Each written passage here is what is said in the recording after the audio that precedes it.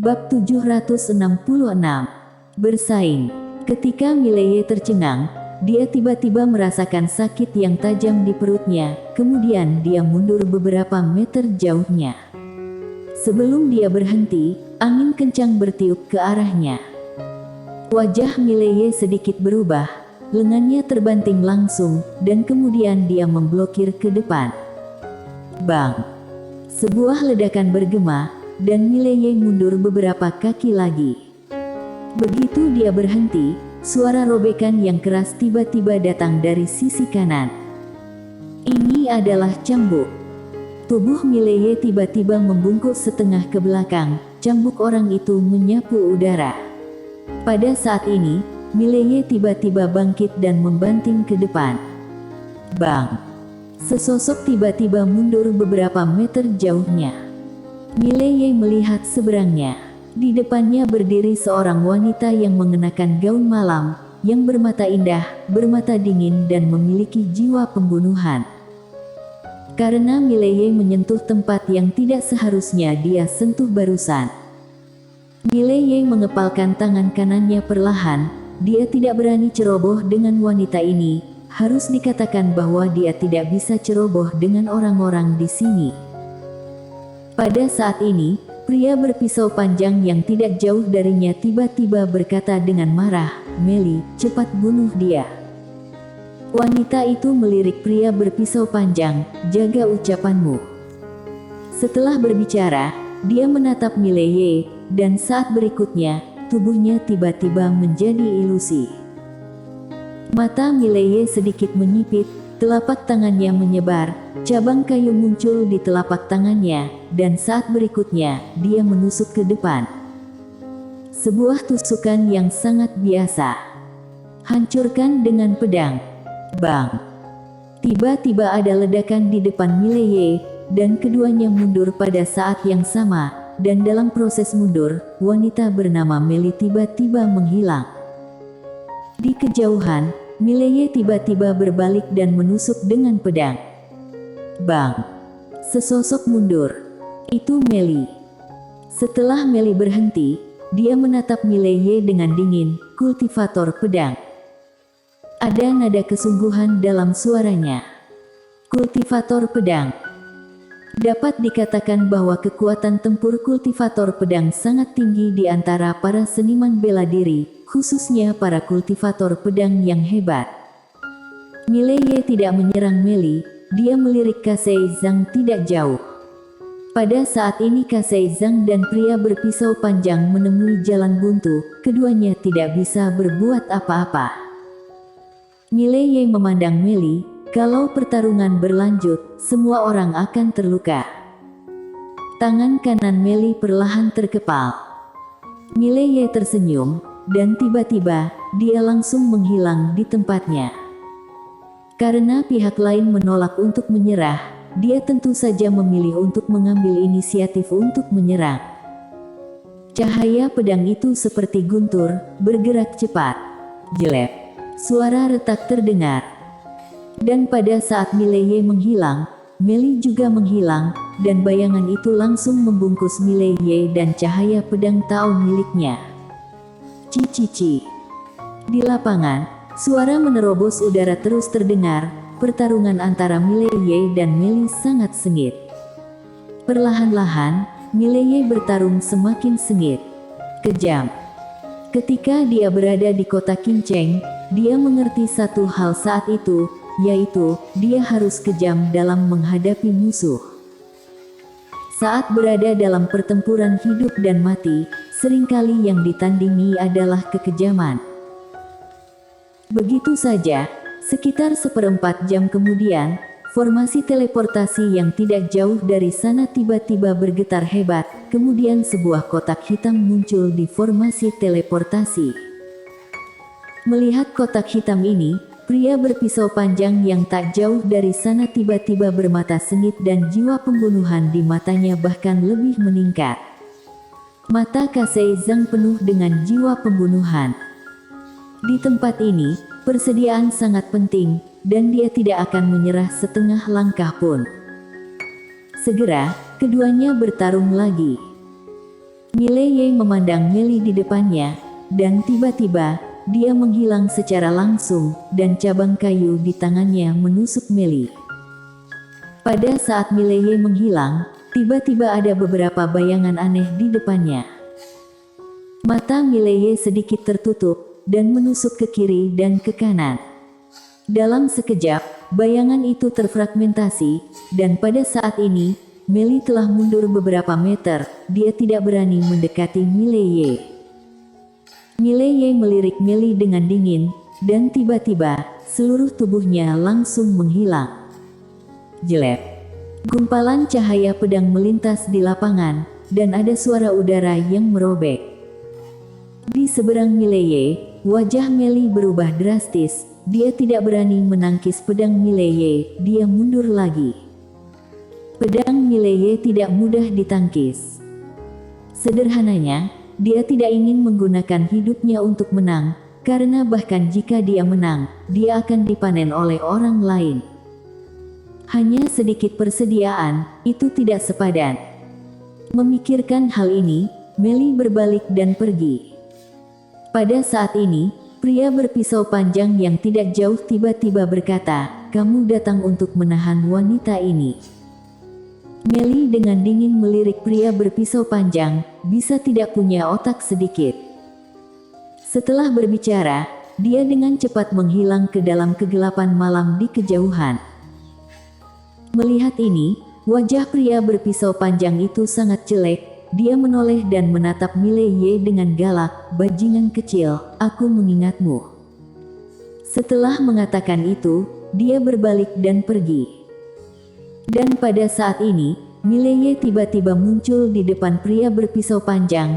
Dia menatap pria berpisau panjang yang hendak berbicara. Mileye tiba-tiba menghilang di tempat. Mata pria berpisau panjang sedikit menyipit, dan dia memegang pisau panjang dan mengayunkannya ke depan. Jelek.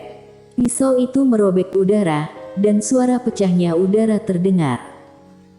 Mileye tidak menangkis pisau secara paksa, dia sedikit menggeser tubuhnya, dan pisau itu langsung tertebas ke udara, dan hampir bersamaan dengan itu, pedang panjang di tangannya menebas mendatar ke arah perut pria berpisau panjang. Pria berpisau panjang juga bereaksi sangat cepat, saat pedang Mileye menebas ke arahnya, dia langsung memblokir dengan pisaunya. Bang! Pria berpisau panjang mundur dengan pisaunya. Mileye tidak melepaskan pria berpisau panjang, dia melompat, dan melayang ke arah pria berpisau panjang dengan ringan. Setelah diajar oleh 6 master sekte pedang, pencapaian Tao pedangnya mencapai alam asli. Tidak hanya itu, dia juga memiliki banyak pengetahuan tentang Tao pedang. Bisa dibilang bahwa pencapaian Tao pedangnya berkali-kali lipat lebih kuat dari sebelumnya. Dan kesadaran tempurnya juga tidak kurang. Sepanjang jalan, dia tidak bersantai, tetapi bertarung. Melihat pedang Mileye melayang di udara, ekspresi pria berpisau panjang berubah drastis. Kali ini alih-alih menyerang, dia memilih menebas. Satu kekuatan mengalahkan segalanya. Pisau ini berat. Alih-alih mundur, Mileye maju, pedang menusuk di atas ujung pisau panjang. Tusukan ini, pisau panjang bergetar hebat, kekuatan di dalamnya berubah menjadi ketiadaan dalam sekejap pada saat ini, dan pada saat yang sama, kekuatan yang kuat menguncang pria berpisau panjang. Bang! Pisau di tangan pria berpisau panjang terlempar keluar dari tangannya. Pria berpisau panjang itu ketakutan, dan saat dia hendak mundur, pedang Mileye sudah berada di tenggorokannya. Pria berpisau panjang menatap Mileye, satu pedang menghancurkan segala metode. Pencapaian Tao pedang alam asli. Berbicara tentang ini, dia tertegun sedikit, kemudian berkata, "Yang mulia, kata-kata aku sangat menyinggung kamu, mohon maafkan aku." Mileye tercengang. Apakah pria ini ciut? Dia awalnya ingin membunuhnya secara langsung, tetapi pihak lain benar-benar ciut. Pada saat ini, pria berpisau panjang berkata lagi, jika Yang Mulia bersedia melepaskanku, aku bersedia menyerahkan semua aset. Mileye menatap pria berpisau panjang, kalau aku membunuhmu, aku akan mendapatkannya juga. Di samping, Kase Zhang tiba-tiba berkata, jika kamu membunuhnya, semuanya akan hilang. Karena kebanyakan orang akan membawa sumber daya di. Pada saat ini, Mileye tiba-tiba menebas dengan pedangnya. Jelek. Kepala pria berpisau panjang langsung terbang. Suara Kase Zhang tiba-tiba berhenti. Mileye melirik Kase Zhang, meskipun sumber dayanya bagus, aku tidak ingin meninggalkan masalah. Gaya hidupnya adalah dia tidak menyinggung orang sesuka hati, tetapi jika ada yang menjadi musuhnya, dia pasti akan membunuh mereka tanpa meninggalkan bencana apapun. Apalagi pria berpisau mampu maju dan mundur. Orang seperti ini adalah yang paling menakutkan. Jika membiarkan pihak lain hidup, tidak tahu kapan pihak lain akan memberinya pukulan fatal di masa depan. Kase Zhang melirik Mileye dan tidak berbicara. Mileye menggeledah tubuh pria berpisau panjang, namun, kecuali pisau, dia tidak menemukan apapun. Pada saat ini, Kase Zhang tiba-tiba berkata, pisau itu adalah sepotong sampah di luar, tetapi di sini, itu mungkin senjata ajaib. Apakah kamu mengerti maksudku? Mendengar kata-kata Kase Zhang, Mileye tiba-tiba sadar.